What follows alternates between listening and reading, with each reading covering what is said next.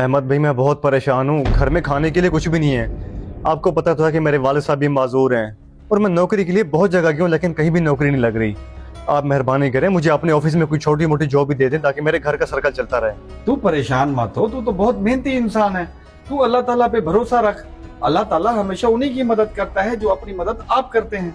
तू परेशान ना हो, फिलहाल मेरे पास भी कोई नौकरी अवेलेबल नहीं है और अल्लाह ताला पे भरोसा रख, अल्लाह ताला कोई ना कोई सबब बना देता है। क्या मतलब अहमद भाई, आपके पास भी कोई जॉब नहीं है? या आखिर हो क्या रहा है मेरे साथ, मुझे कुछ समझ नहीं आ रहा। अहमद भाई यकीन करें, आप मेरी तकलीफ नहीं समझ सकते।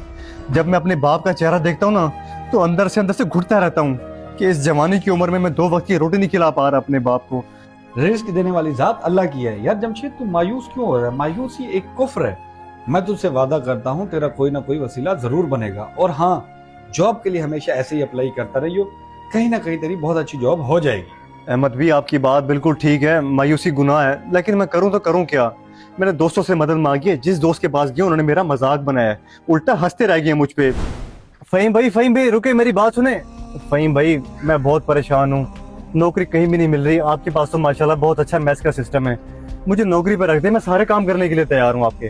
अरे जमशेद, तू और यहाँ इतने अरसे बाद मिला है, वो भी अपने मतलब के लिए। मेरे मैस में अभी जगह नहीं है, मुलाजिम बहुत ज्यादा है। जैसे कोई जगह फ्री होगी बुला लूंगा तुझे। नहीं फ़हीम भाई, मुझे कोई मतलब नहीं आपसे, मेरा यकीन करें, घर के हालात बहुत खराब चल रहे हैं और आपको पता है मेरे वालिद साहब माजूर हैं, कुछ कर नहीं सकते।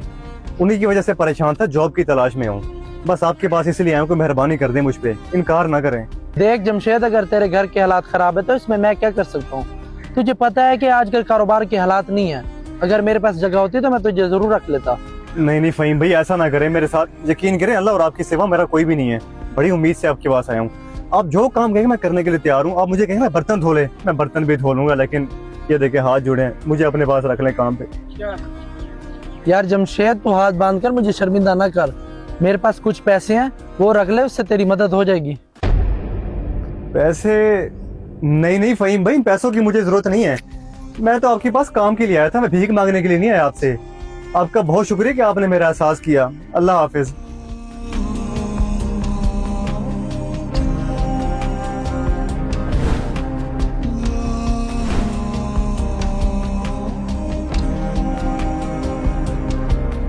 शुक्र है भाईजान, आप यहीं मिल गए, मैं आपके घर की तरफ ही आ रहा था। यार मुझे कुछ पैसों की जरूरत पड़ गई है, घर में राशन के पैसे नहीं है, कुछ पैसे चाहिए थे, मेहरबानी होगी आपकी। यार तू देख नहीं रहा कि मैं कॉल पे था और मेरे पास तो खुद के पास पैसे नहीं है, मैं खुद जॉब की तलाश में हूँ।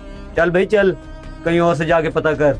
सही कहते हैं, जब इंसान में गुर्बत आ जाती है ना, तो अच्छे से अच्छा दोस्त भी बदल जाता है। मेरे भाई तुझे क्या हो गया है? मुश्किल वक्त में तू मेरा साथ नहीं देगा।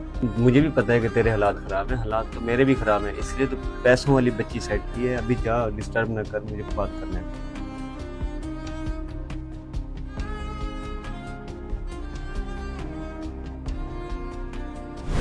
यार जमशेद, तू दोस्तों की बातों को छोड़, तू अपना हौसला मत तोड़।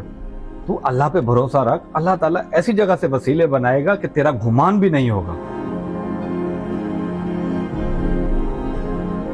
अस्सलाम वालेकुम अंकल जी, ये राशन का डब्बा आपके घर के बाहर दरवाजे पर पड़ा था, मैंने सोचा आपको आकर दे दूं। राशन का डब्बा और मेरे घर के बाहर? क्या मतलब बेटा, तुमने देखा नहीं कौन रख के गया है? बेटा, हमने तो किसी को नहीं बताया कि हमारे घर के हालात क्या हैं, फिर ये राशन का डब्बा कौन छोड़ गया? अरे नहीं अंकल जी, मेरा यकीन करें, मुझे नहीं पता ये कौन रख कर गया है। मैं तो उधर से गुजर रहा था, मैंने देखा आपके घर के बाहर ये डब्बा पड़ा हुआ है, तो मैंने सोचा आपकी टांगे नहीं है तो मैं अंदर जाकर दे आऊं। नहीं बेटा, मैंने तुम्हें कब झूठा कहा है? मैं तो सोच रहा था कि ये कौन दे गया है। चलो ठीक है, आपकी मेहरबानी, आप ले आयो। बेटा फिर एक और मेहरबानी करो, इसे किचन में रख दो। ठीक है अंकल जी, मैं किचन में रख देता हूँ। और आप परेशान ना हो, जब तक आपको जरूरत है आपको ये राशन का डब्बा मिलता रहेगा। और भी कोई आपको काम हो तो मुझे जरूर बताइएगा।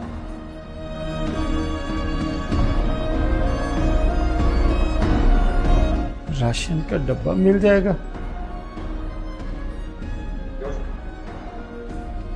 ओ बेटा बात सुनो, ओ बेटा बात सुनो। ओ, कौन देके जाएगा डब्बा? हर महीने देके जाएगा जब तक जरूरत है? मैं समझा नहीं। अब्बा जान, आज भी दर बदर भटकता रहा हूँ, मगर कहीं पर कोई काम नहीं मिला, बहुत परेशान हूँ। आपकी हालत मुझसे अब देखी नहीं जा रही। मैं आखिर कहाँ जाऊँ अब्बा जान, खाने के लिए कुछ भी नहीं है घर में। बेटा इतना ना उम्मीद ना हो, अल्लाह हमारे साथ है, इंशाल्लाह तेरी नौकरी भी लग जाएगी। बाकी रहा राशन का मसला, वो अल्लाह ने बंदोबस्त कर दिया है। अभी थोड़ी देर पहले उमर आया था, वो राशन का डब्बा दे गया और कह रहा था कि ये आपके घर के बाहर पड़ा हुआ था। राशन का डब्बा उमर देकर गया है? मगर अब्बा जान वो क्यों देकर गया है? उससे तो मेरी ऐसी कोई बात नहीं हुई और ना ही उसको हमारे घर के हालात के बारे में पता है। आपने उससे पूछा नहीं कि वो क्यों देकर गया राशन का डब्बा? बेटा मैंने तुझे कहा था ना कि अल्लाह अपने बंदों को कभी बेयारो मददगार नहीं छोड़ता। अल्लाह की तरफ से गैबाना मदद आई है, अल्लाह का शुक्र अदा कर और जाके किचन में राशन देख। जी अब्बा जान, आप बिल्कुल सही कह रहे हैं, ये गायबाना मदद हुई अल्लाह ताला की तरफ से। यकीन करें मैं बहुत परेशान था कि घर का सारा अनाज कैसे बनेगा। अल्लाह ताला ने आज राशन हमारे घर भेज दिया। अल्लाह ताला भला करे उस इंसान का जिसने हमारी परेशानी समझी और हमें राशन का डब्बा दे गया। बेटा जिसने भी हमारी मदद की है यकीनन वो अल्लाह का नेक बंदा है, अल्लाह ने उसको हमारी मदद के लिए मुख्तस किया है। और परेशान ना हो बेटा, इसी तरह अल्लाह गैबी मदद से तेरी भी एक दिन नौकरी करा देगा।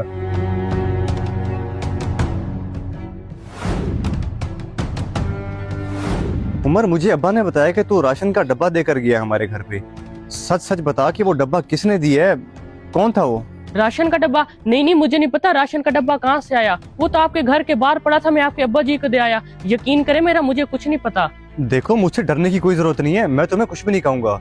बस मुझे इतना बता दो कि वो कौन नेक बंदा है जो मेरी मदद कर रहा है। मैं उसका शुक्रिया अदा करना चाहता हूँ, उसको मिलना चाहता हूँ। अच्छा भाई, मैं बता देता हूँ, लेकिन आप नाम ना लीजिएगा। मेरे जो बड़े भाई है ना, अहमद भाई, उन्होंने मुझे कहा था कि हर महीने जाके आपके घर राशन का डब्बा दे आया करूँ। उमर बेटा, ये जमशेद के घर जाके दे दो, लेकिन उनको महसूस ना होने देना कि ये अहमद ने दिया है। कहना बाहर पड़ा हुआ था ये राशन का डब्बा, और ये उनके वालिद साहब के हाथ में जाके देना है आपने।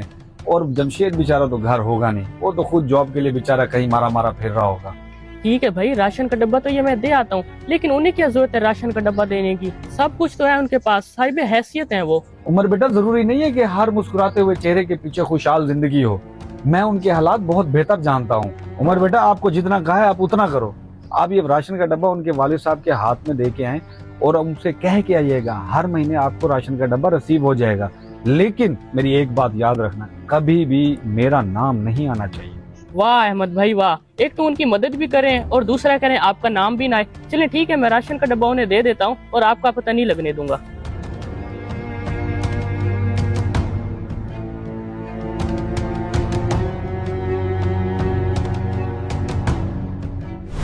और मैंने आपके बाबा से झूठ बोला था कि राशन का डब्बा आपके घर के बाहर पड़ा था। वो राशन का डब्बा तो मुझे अहमद भाई ने दिया था और मैं जाके आपके बाबा को दे आया। क्या अहमद ने ये सब कुछ किया मेरे लिए? लेकिन उसने ये ऐसा क्यों किया? मुझे बताया तक नहीं उसने। मैंने तो सिर्फ जॉब का कहा था उसको। खैर ये तो बड़ी मेहरबानी उसकी कि उसने मेरी मदद की। मैं उससे जाके मिलना चाहता हूँ, शुक्रिया अदा करना चाहता हूँ। लेकिन तुम परेशान ना हो, तुम्हारा नाम बिल्कुल नहीं लूंगा। यार जमशेद, तू दोस्तों की बातों को छोड़, तू अपना हौसला मत तोड़। तू अल्लाह पे भरोसा रख, अल्लाह ताला ऐसी जगह से वसीले बनाएगा कि तेरा गुमान भी नहीं होगा।